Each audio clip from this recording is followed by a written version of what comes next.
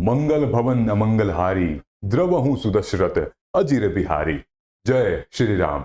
जय हिंद दोस्तों, सिद्धार्थ भैया की इस वीडियो में आप सभी का हार्दिक स्वागत है।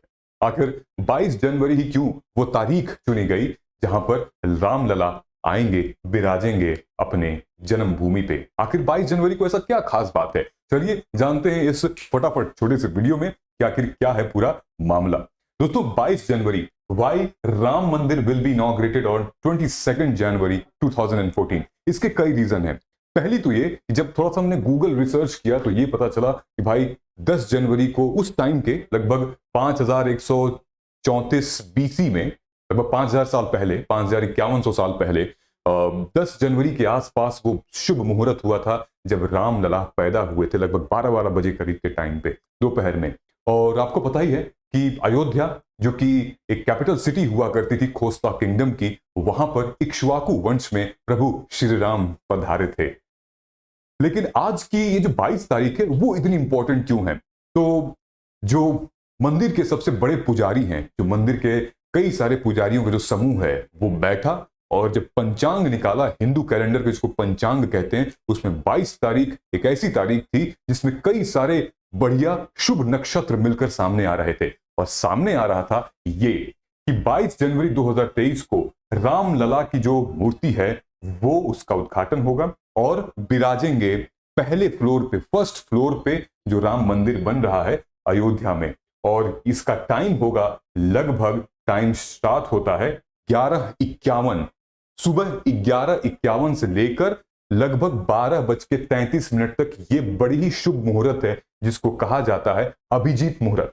अभिजीत मुहूर्त में ही ये पूरा इवेंट होगा और कहा यह जा रहा है कि कुल मिला के ना वो 88 सेकंड है। मतलब कि जो शुभ मुहूर्त है, जो सबसे बेहतरीन मुहूर्त है, वो 88 सेकंड पे है। मतलब कि 12:29 8 सेकंड से 12:30 लगभग कुछ सेकंड तक वो पूरा 88 सेकंड का शुभ मुहूर्त बनाया गया है। और साथ ही में ये कॉन्साइड कर रहा है एक मृगदर्शिका नक्षत्र से। आखिर यह है मृगशिरा नक्षत्र है क्या?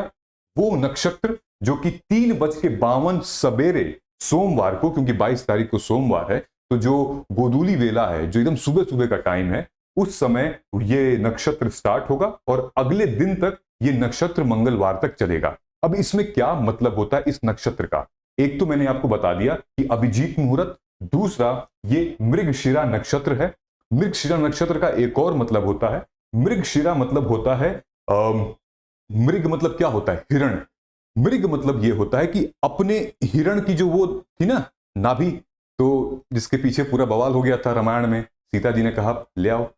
तो मृग मतलब ये होता है कि अपनी अंदरूनी नॉलेज को, खुद को खोजने के लिए, है ना, सेल्फ डिसिप्लिन, सेल्फ को खोजने के लिए हम बस चले जा रहे हैं और ज्ञान पाते जा रहे हैं। तो मृगशिरा का मतलब ये होता है। तो मृगशिरा नक्षत्र जो है उसका पूरा मतलब होता है, जो हमारे यहाँ पे सोम देवता होते हैं, जो कि कभी मर नहीं सकते, इमॉर्टल होते हैं, उनका एक नक्षत्र होता है। ठीक है, तो यहां पर जिक्र किया गया है कि मृगशिरा ये वही है जो कि डियर को सिंबलाइज करता है, और साथ ही साथ वो डिजायर जो कि प्रोफाउंड हो और एक्सपीरियंस हो। और नक्षत्र जो है वो हिंदू नक्षत्र, मतलब कि ये जो एक दिन का टाइम है, ये पूरे भारतवर्षों के लिए, या फिर जो भी इस मुहूर्त पे शुभ कार्य करेगा वो बहुत ही फल प्राप्ति उसको होगी। ये पूरे एक दिन का मुहूर्त है। इस मुहूर्त में आप कोई भी कार्य करते हैं सच्चे मन से, आस्था के साथ, वो कार्य इंसानियत के प्रति और वो कार्य अपने अपने वालों के प्रति होना चाहिए। तो ये नक्षत्र बिल्कुल शुभ है, इसलिए किया गया है।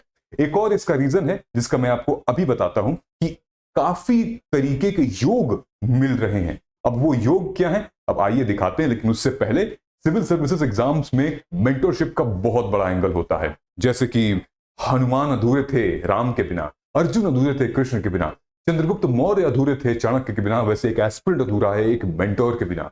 तो नीचे कमेंट सेक्शन में गूगल फॉर्म है, उसको अभी फिल करिए और कनेक्ट कर सकते हैं आप मुझसे 1-to-1 मेंटरशिप में। चाहे आप कॉलेज से हो, फुल टाइम हो, जॉब के साथ तैयारी कर रहे हो, या फिर आप मैरिड भी हो, हर वीकेंड पे हम लोग एक सेशन लेते हैं। बिल्कुल, ये पेड भी है और ये फ्री भी है। डिपेंड करता है कि आप कहां जाना चाहते हैं, है ना? नीचे कमेंट सेक्शन में आप आइए, फिर जिक्र करेंगे। अच्छा, जो प्राण प्रतिष्ठा होगी वो तो 12:20 और 12:30 के बीच में ही प्राण प्रतिष्ठा होगी। मोदी जी फिर अपना आरती अर्चना करेंगे। लेकिन कहा यह जा रहा है कि 22 जनवरी को एस्ट्रोलॉजर्स के हिसाब से ये कर्म द्वादशी भी है। कर्म द्वादशी जो कि डेडिकेट किया जाता है लॉर्ड विष्णु को।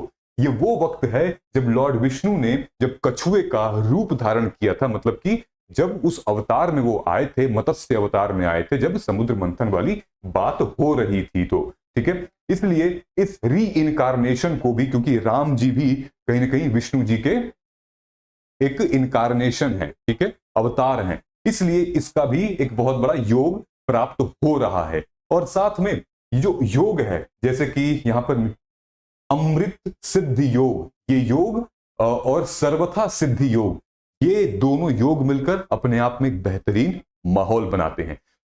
मैं बहुत ज्यादा एस्ट्रोलॉजी के बारे में नहीं जानता हूं, लेकिन हाँ, आप तक इस सूचना को पहुंचाना मुझे जरूरी समझना था, क्योंकि 22 तारीख को ही क्यों चुना गया ये अपने आप में एक इंपॉर्टेंट था। आई होप चीजें आपको थोड़ी समझ में आई होंगी। चलिए एक प्रीलिम्स का क्वेश्चन भी सॉल्व कर लेते हैं यहां पर, जहां पे आपकी, अच्छा ये तो बाकी ही रह गया था, 16 से 22 तारीख में क्या क्या होगा, ये पूरी सेरेमनी की डिटेल है। 16 तारीख को विष्णु पूजा, फिर गौदान होगा सरयू नदी के पास। 17 तारीख को रामलला का जो आइडल है, उसके बाद उनकी शोभा यात्रा निकलेगी और सरयू नदी से पानी ले आया जाएगा कलश में मंदिर पर। फिर उसके बाद 18 तारीख को प्रेयर होगी गणेश और वरुण भगवान की, अपने पूरे रिचुअल के साथ मंत्र उच्चारण होंगे। 9 तारीख को नवग्रह शांति हवन होगा पूरे टेंपल पे। उसके बाद 20 तारीख को जो है वो जो फर्स्ट फ्लोर जो है जहां पे रामलला की मूर्ति आएगी, सरयू नदी के पानी से उसको पूरा साफ सुफ किया जाएगा, धोया जाएगा, प्रेयर होंगी वास्तु शांति के हिसाब से।